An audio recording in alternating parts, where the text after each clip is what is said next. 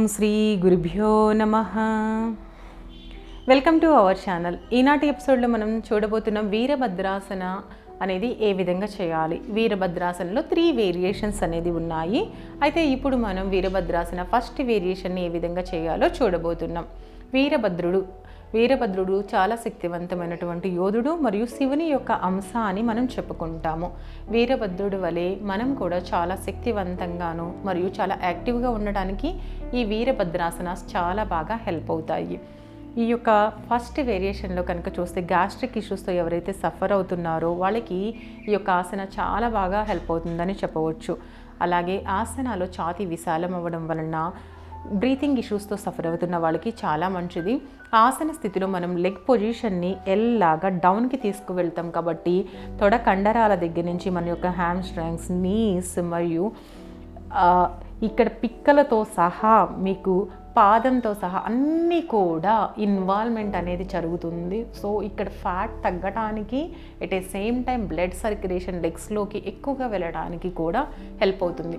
Upper బాడీని కనుక మనం చూసినట్లయితే చక్కగా నమస్కార ముద్రలో మన యొక్క ట్రంక్ రిప్ ఏదైతే ఉందో దాన్ని లిఫ్ట్ చేసి అక్కడ ఉంచి దృష్టి అనేది మనం కంప్లీట్గా పైకి పెట్టి ఉంచుతాం కాబట్టి ఇది అప్పర్ బాడీకి కూడా చాలా మంచి ఫ్లెక్సిబుల్ తీసుకొస్తుంది. ఎట్ ఏ సేమ్ టైం శరీరం అనేది చాలా స్ట్రాంగ్ అవ్వడానికి కూడా హెల్ప్ అవుతుంది. సో వీరభద్రాసన ఎలా చేయాలో ఇప్పుడు మనం చూద్దాము. వీరభద్రాసన వేరియేషన్ కోసం ముందుగా మనం ఈ విధంగా స్టాండింగ్ పొజిషన్ నుంచి స్టార్ట్ చేయాల్సి ఉంటుంది. 2 పాదాల మధ్యన ఈ విధంగా ఒక 3 feet డిస్టెన్స్ వరకు తీసుకోవాలి. ఇంకొంచెం హైట్గా ఉన్న వాళ్ళైతే ఇంకాస్తంత డిస్టెన్స్ వరకు తీసుకున్నా కానీ పర్వాలేదు. ఒక 4 feet వరకు కూడా తీసుకోవచ్చు. ఇప్పుడు మనం ఫస్ట్ ఎప్పుడు కూడా రైట్ సైడ్ అనేది చేస్తాం కాబట్టి రైట్ ఫుట్ని ఈ విధంగా 90 degreesకి తీసుకుని వెళ్ళాలి. బ్యాక్ లెగ్ని కనుక చూస్తే కనుక 2 సమాంతరమైనటువంటి లైన్లో ఉండే విధంగా చూసుకోవాలి. ఇక్కడ నుంచి నెమ్మదిగా వీరభద్రాసన సెకండ్ వేరియేషన్కి ఇలా స్లోగా నెమ్మదిగా హ్యాండ్స్ని స్ట్రెచ్ చేస్తూ వస్తూ దెన్ ఎక్సేల్ చేస్తూ కంప్లీట్ బాడీ అంతా ట్విస్ట్ చేసుకోండి. 2 hands స్ట్రైట్ ఉండాలి. నాకున్న ప్లేస్ని బట్టి ఇక్కడ నేను కొంచెం ఫోల్డ్ చేసుకున్నాను. ఈ స్థితిలో ముందు కాలుని కనుక చూస్తే 90 degreesలో నెమ్మదిగా ఎల్ షేప్లో కాలుని కంప్లీట్గా బెండ్ చేయాలి. బ్యాక్ లెగ్ స్ట్రైట్గా ఉండాలి. 2 hands పైన నమస్కార ముద్ర పెడుతూ ఇంకాస్తంత పైకి స్ట్రెచ్ చేస్తూ స్లోగా వీలుంటే పైకి చూసే ప్రయత్నం చేయండి.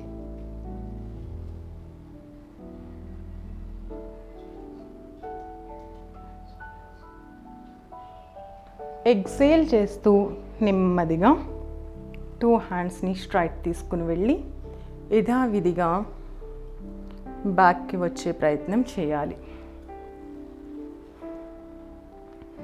కుడి పాదాన్ని నార్మల్ స్థితిలోకి తీసుకుని ఎడమ కాలుని కూడా మరలా 90 degrees తీసుకుని ఇటు సైడ్ కూడా ఆసనాన్ని ఇప్పుడు మనం చూద్దాం.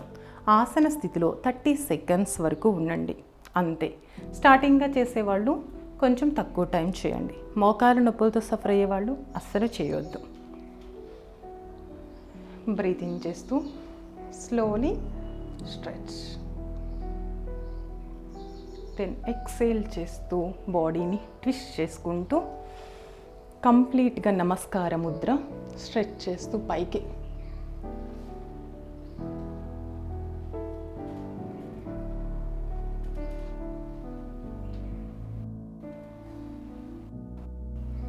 శ్వాసను వదులుతూ మరలా యథాస్థితికి. 2 కాళ్ళ మధ్యన దూరాన్ని తగ్గిస్తూ శిథిల తాడాసనలో రిలాక్స్ అవ్వాలి. చూసారు కదా వీరభద్రాసన అనేది ఎలా చేసుకోవాలి అనేటువంటిది. దీన్ని రిపీటెడ్గా కూడా చేసుకుంటూ ఉండొచ్చు. మనం ఒక 3 times వరకు చేసుకుని స్లోగా ఇంక్రీజ్ చేసుకోవడం బెటర్. లేదంటే కనుక థై పెయిన్స్ అనేది చాలా ఎక్కువగా వచ్చేస్తాయి. అయితే ఈ యొక్క ఆసనాన్ని ఎవరు చేయకూడదు కూడా ఇప్పుడు మనం తెలుసుకుందాం. వెట్టిగో ప్రాబ్లం ఉన్న వాళ్ళు ఈ యొక్క ఆసనాన్ని అవాయిడ్ చేయండి. ఇది పైకి చూడడం వలన కూడా కళ్ళు తిరగడం అనేది అధికంగా ఉంటుంది. రీసెంట్గా లెగ్స్కి సంబంధించి ఏమైనా సర్జరీస్ అయి ఉన్నా, హ్యాండ్స్కి సంబంధించి సర్జరీస్ అయి ఉన్నా కానివ్వండి, దీన్ని అవాయిడ్ చేసండి. ఒక 6 months గ్యాప్ తర్వాత మళ్ళీ మీరు యథావిధిగా చేసుకోవచ్చు. ప్రెగ్నెంట్ లేడీస్ ఈ యొక్క ఆసన చాలా బాగా హెల్ప్ అవుతుంది. కానీ ఈ విధంగా చేయకూడదు.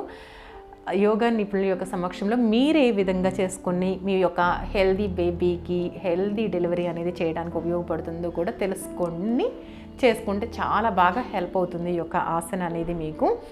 అలాగే ఎవరైతే మైగ్రేన్తో సఫర్ అవుతున్నారో వాళ్ళు పైకి చూడొద్దు, ఫ్రంట్ లుక్లో చూసి చేసుకుంటే కనుక చాలా మంచిది. అలాగే హార్ట్ డిసీజెస్తో సఫర్ అవుతున్న వాళ్ళు కూడా స్లోగా దీన్ని సోఫా యొక్క హెల్ప్ తీసుకుని కూడా చేసుకోవడం వలన అధికమైనటువంటి బెనిఫిట్స్ అనేది మనం పొందొచ్చు.